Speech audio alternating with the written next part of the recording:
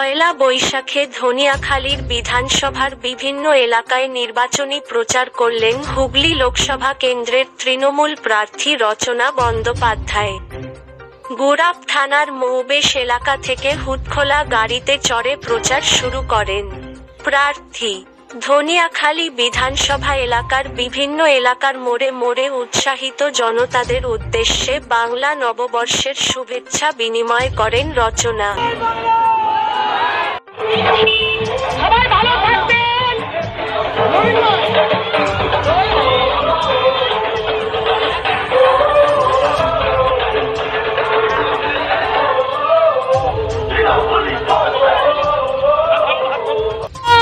আবার এসে গেছি আমি, তাই তো সম্প্রদায়ের কাছে শুভ নববর্ষ।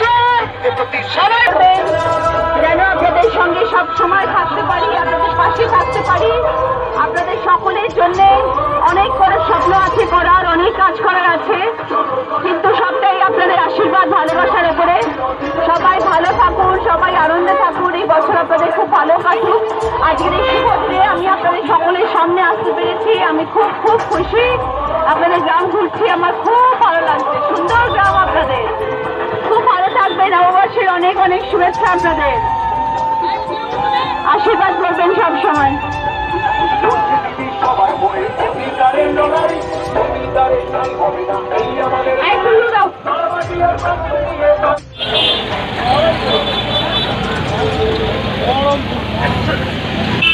নমস্কার, শুভ নববর্ষ।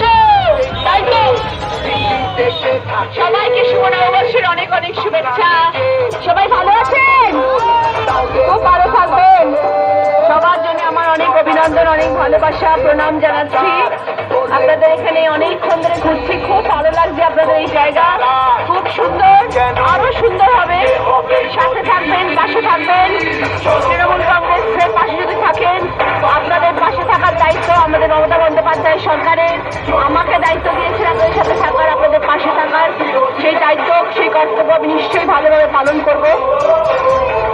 আজকে আপনাদের সকলের সামনে এখানে এসেছি, আপনাদের সকলের আশীর্বাদ চাই, ভালোবাসা চাই। বাবু তো